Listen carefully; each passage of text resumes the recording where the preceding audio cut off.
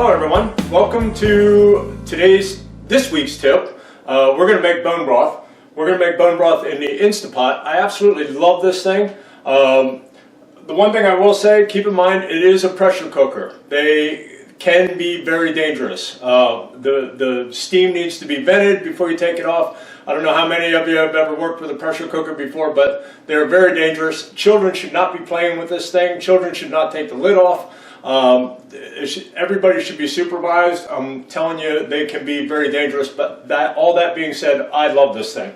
I used to make bone broth in a crock pot. It took 2 days. Had to sit on the counter 2 days, 48 hours in a crock pot. I can make it here in about 2 hours. So the first thing I did was I roasted the beef bones. Catching that? I roasted these in the oven for a while just to bring all the juice and everything out. We're going to put that in here with some filtered water. But a very important ingredient that needs to go in here right away before anything else is apple cider vinegar. I don't have any measurements or anything like that. I pour some in.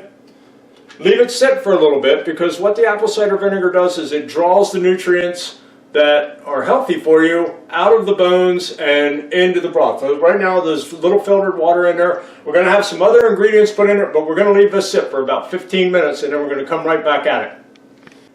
Okay, welcome back. We waited about 15 minutes, as I said, with the apple cider vinegar. One thing I need to do is correct a small faux pas I made previously. It is Instant Pot, not Instapot.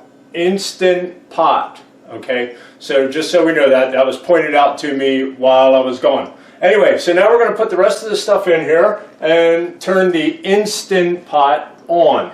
I've chopped up some stuff: garlic, ginger, carrots, celery, onions. I got a little basil back here, a little leftover dried basil, and salt, pepper, and turmeric. As you notice from all the stuff, garlic, ginger, turmeric, I put this stuff in everything. So again, I don't have a set recipe. I got 2 sticks of carrots. Whatever you got in there is fine.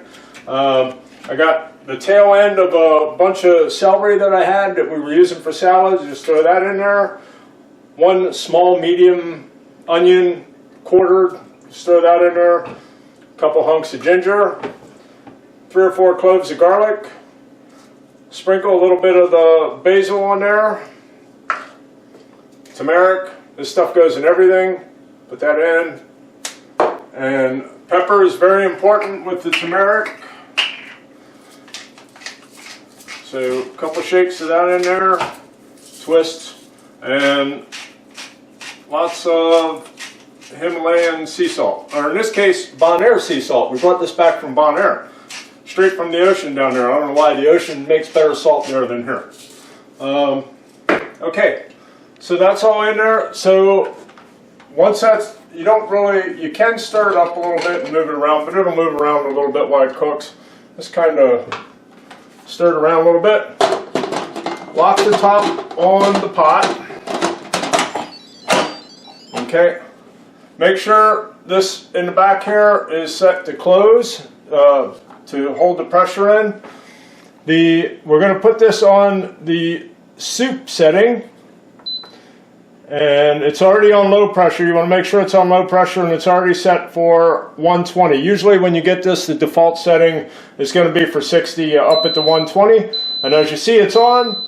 Once that counts down, you just put it in any jars you have in the house. You can keep it in the refrigerator. And this won't last this long. We usually have a cup a day. Like I said, great nutrients in here. Great for your gut health. And once this is done, before you put it in there, you can throw everything out that's in there. If you do have a dog that tolerates bones, you can give the dog. Ours don't. Our dog doesn't tolerate bones very well, so we tend to just throw everything out. But we give her the carrots.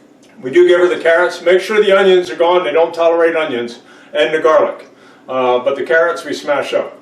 Anyway, so that is a quick rundown on how I make bone broth. Hope that works for you. You can try it. If you get one of these, Like I said, I love it, but be safe. It is a pressure cooker. They can be dangerous, so pay attention as to what you're doing.